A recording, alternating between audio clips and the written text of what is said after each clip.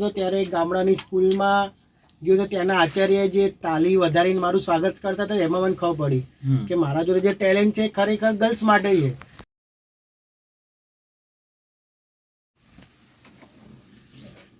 South Asian ચેમ્પિયનશિપમાં gold medal અને 18 જેટલા medals લાવેલા બે વ્યક્તિઓ અત્યારે હાલ આપણી સાથે મોજૂદ છે. હું વાત કરી રહ્યો છું એક એવા કરાટે પ્લેયર્સની, બે એવા કરાટે પ્લેયર્સની કે જે લોકોએ ખરેખર મહેસાણાની અંદર પોતાનો દબદબો બનાવ્યો છે અને એની સાથે સાથે લોકોને ઇન્સ્પાયર કરવા માટે અત્યારે હાલ આપણી સાથે વાત કરી રહ્યા છે કે કેવી રીતે કરાટેના થકી આપણે છે અને લોકોને એક અલગ પ્રકારનો પર્સપેક્ટિવ આપી શકીએ છીએ અને કેટલી વસ્તુની જરૂર પડે છે અને એની સાથે સાથે કે આપણા એવરીડે લાઈફની અંદર એ વસ્તુ કેટલી જરૂરી હોઈ શકે છે. 92.7 ટોપ FM ટ્યુન ઇન કર્યું છે તમે. ઋષભ છે તમારી સાથે અને મહેશ ચા પ્રેઝન્ટ્સ કેમ છો મહેસાણા શો ચાલી રહ્યો છે. અત્યારે હાલ આપણી સાથે સ્ટુડિયોમાં મોજૂદ છે ભવ્ય, કોમલ અને શક્તિ સર, જેમના સાથે આપણે વાત કરીશું ખાસ કરીને કરાટેના લઈને કે ભાઈ કરાટેની અંદર કેવી રીતે ખાસ કરીને ફિમેલ્સ પોતાનું કરિયર બનાવી શકે છે, કઈ વસ્તુઓ એમને ધ્યાન રાખવી પડતી હોય છે અને ખાસ કરીને જે પેરેન્ટ્સ એમના હોય છે એ કેવી રીતે એમના લાઈફના અંદર એક કી રોલ પ્લે કરે છે જો એમને સ્પોર્ટ્સ પર્સન બનવું હોય તો. આપણી સાથે અત્યારે હાલ એક મેલ પ્લેયર પણ છે જેનું નામ છે વામન નાયક, હે ને? બરાબર. અને આપણે એમની સાથે પણ ચર્ચા કરીશું. તો first I would like you guys કે તમે તમારી જાતે ઇન્ટ્રોડ્યુસ કરાવી દો. મારું નામ કોમલ છે. હું કરાટે છેલ્લા 6 વર્ષથી કરી રહી છું અને અત્યાર સુધી બહુ બધી ટુર્નામેન્ટ્સ મેં રમી છે. ટોટલ 18 જેટલા મેડલ્સ અચીવ કર્યા છે, જેમાં 5 ગોલ્ડ છે, 6 સિલ્વર છે, બીજા બ્રોન્ઝ છે, એવી રીતે અને ટ્રોફીઝ પણ અચીવ કરી છે. અને મારું નામ ભવ્યા ચૌહાણ છે. હું છેલ્લા 5 વર્ષથી કરાટે કરું છું અને હું ઘણી બધી ટુર્નામેન્ટ્સમાં જાઉં છું અને મેં 12 જેટલા મેડલ મેં મેળવ્યા છે, ગોલ્ડ, સિલ્વર અને બ્રોન્ઝ. એટલે જે લોકોને ખ્યાલ નહીં હોય, જો કે તમને નહીં જ ખ્યાલ હોય, તમે જોઈ નહીં શકતા અત્યારે હાલ, ભવ્યા જે છે એ 15 વર્ષની છોકરી છે. તમે એને જુઓ ને તો એ કહે નહીં કે યાર આ કરાટે કરતી હશે, પણ she just won a gold medal in Asian championship, right? South Asian championship, sorry. તો હાઉ વોઝ ધ એક્સપિરિયન્સ? કેવી રીતનો તમારો એક્સપિરિયન્સ રહ્યો સાઉથ એશિયન ચેમ્પિયનશિપનો? પહેલી વસ્તુ. અને બીજી વસ્તુ એ કે પેરેન્ટ્સનો શું રિએક્શન હતો? તો જ્યારે ટુર્નામેન્ટમાં જવાનું હતું તો થોડો ડર બી લાગતો હતો અને એક્સાઇટમેન્ટ બી હતી કે ત્યાં કેવું હશે. પછી જ્યારે ફાઇટનો વારો આવવાનો હોય, ટર્ન આવવાનો હોય, ત્યારે અમે વિચારીએ કે સામેનું પ્લેયર કેવું હશે. થોડી બીક લાગતી હોય. પછી જ્યારે અમે બાઉટમાં ફાઇટ કરવા જઈએ તો બધી જ ટેન્શન જતી રહે અને એક ગોલ હોય કે ગોલ્ડ મેડલ મળે. અને પેરેન્ટ્સનો સપોર્ટ બહુ હોય છે અને અમારા સર શક્તિ સર છે, એમનો સપોર્ટ બી ઘણો બધો છે. એમનાથી અમે આટલા આગળ આવ્યા છીએ અને પેરેન્ટ્સનો સપોર્ટ ઘણો હોય છે. તો ભવ્ય, હવે એઝ અ 15 years old તમને શું લાગે છે સેલ્ફ ડિફેન્સ કેટલું ઇમ્પોર્ટન્ટ છે બંને માટે? Not only for girls, boys અને ગર્લ્સ બંને માટે થઈને આ ઉંમરે તમને શું લાગે છે કે સેલ્ફ ડિફેન્સ કેટલું ઇમ્પોર્ટન્ટ છે? તો ગર્લ્સ અને બોયઝ બંનેને તો શીખવું જ જોઈએ સેલ્ફ ડિફેન્સ. અને જે ગર્લ્સ હોય છે તે અમને મારા રીતે એવું કહેવું છું કે થોડું વધારે શીખવું જોઈએ, ખાસ કરીને ગર્લ્સને. કારણ કે હાલ આપણે કશે બહાર જઈએ તો આપણે જો કશું થાય તો આપણે ખુદનો બચાવ કરી શકીએ. હાલ કેટલા કિડનેપિંગ થઈ રહ્યા છે, રેપ થઈ રહ્યા છે. તો જો આપણે સેલ્ફ ડિફેન્સ શીખેલું હોય તો આપણે જોડે આવો કદી બનાવ ના બને. અને મારું કહેવું તો એવું છે કે જે બીજી ગર્લ્સ છે અને જે બોયઝ છે એમને કરાટે શીખવું જોઈએ, જેથી એમના જોડે પણ આવું કંઈ આમ કિસ્સો ના થાય.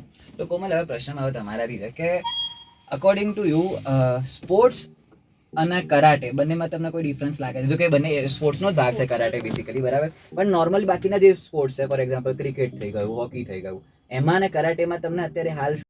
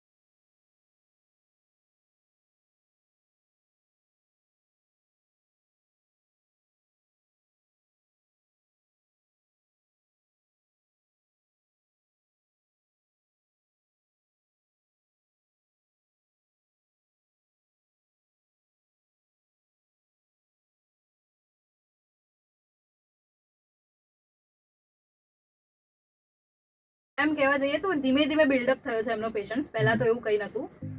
પહેલા તો મારે ફોર્સ કરવો પડતો કે નહીં મમ્મી જવું જ છે મારે, તમે ગમે તે કહો, ગમે તે કરો. પણ એમને શું અમુક વાર હોય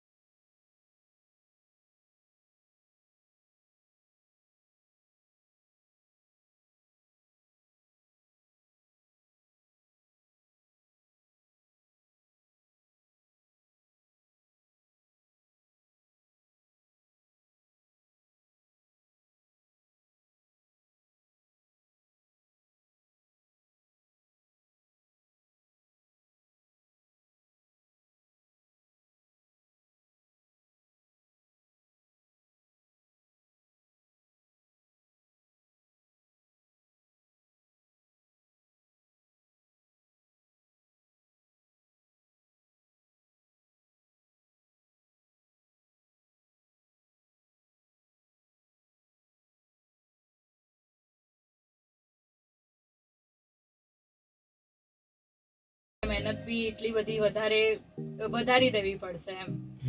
અને જો તમે આગળના લેવલ પર જવા માંગતા જ હોય તો પછી કરવું પડશે જે કરવું જ કરવું પડશે પડશે. એમ. બરાબર છે. તો હવે થોડું લાઇટલી લઉં.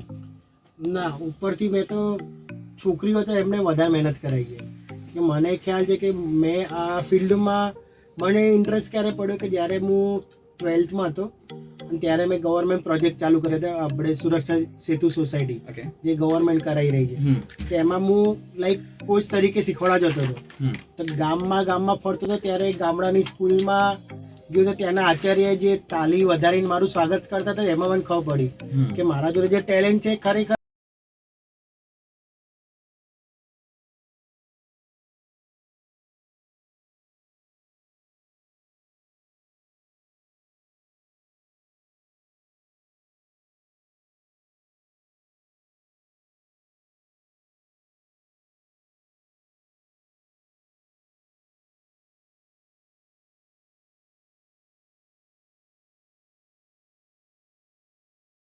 રિપ્રેઝન્ટ કર્યું. તે લોકોને બી મેં અઠવાડિયાની જે કેમ્પ આપતો હતો હું ત્યાંથી મને મોટિવેટ મળ્યું મેં કે ના કે ખરેખર ગર્લ્સ માટે આ કરાટે ખરેખર જરૂરી છે.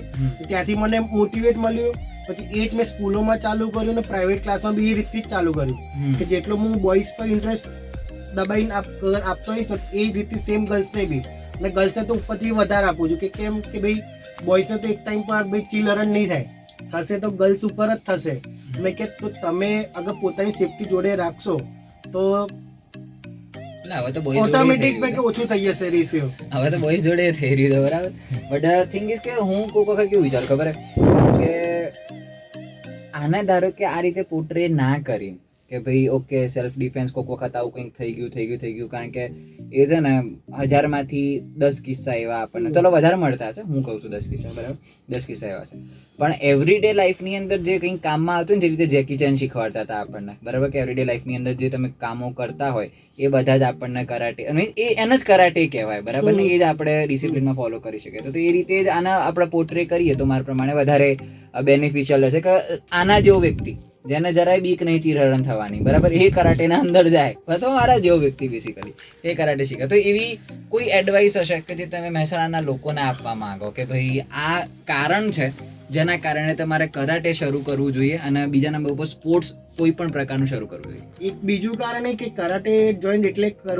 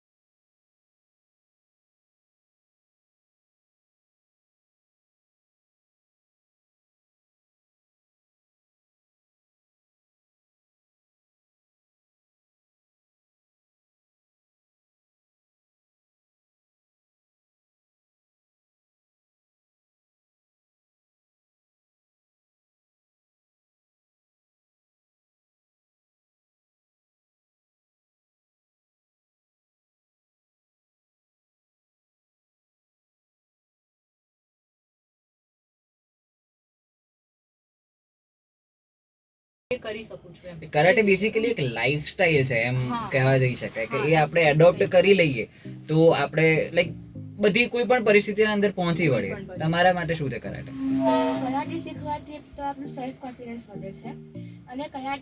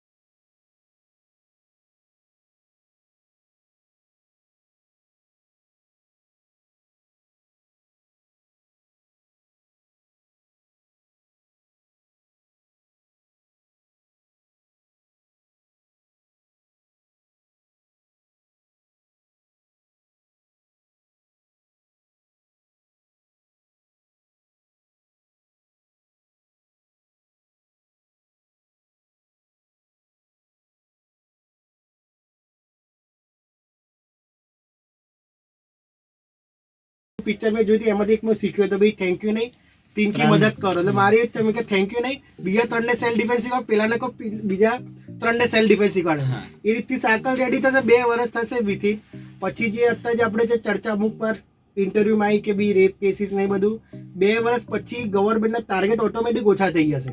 હવે ચોર ચોરી કરે તો એને બી બીક હોય છે કે હું આ ઘરમાં ચોરી કરું પેલા ઉઠી જશે તો તે તો પેલા રેપ વાળા બી એમને બી બીક હોય એ ક્યારે સ્વીકાર કરતા કે છોકરી જ્યારે એકલી હોય ત્યારે ભીડ ભાડમાં તો કરતા નહીં પણ છોકરી સક્ષમ એ રીતની થઈ જશે તો ઓટોમેટિક એ કેસ બી ઓછા થઈ જશે તો ઓટોમેટિક ગવર્મેન્ટ બી સપોર્ટ મળશે આપણને મળશે જે આર્મી વાળા દેશની બોર્ડર પર જઈ રક્ષા કરી તો અમે બી એક જાતના આર્મી જ છે દેશને અંદરથી મજબૂત બનાવી રહ્યા છે આપણે આપણી રક્ષા કરી લઈએ એટલું બહુ છે એ લોકોને કે અમે બી હેલ્પ કરીએ ભાઈ અમે લોકો ચલો બોર્ડર પર જઈને લડી નહીં શકતા પણ અંદર પોતાના જે દુશ્મનો છે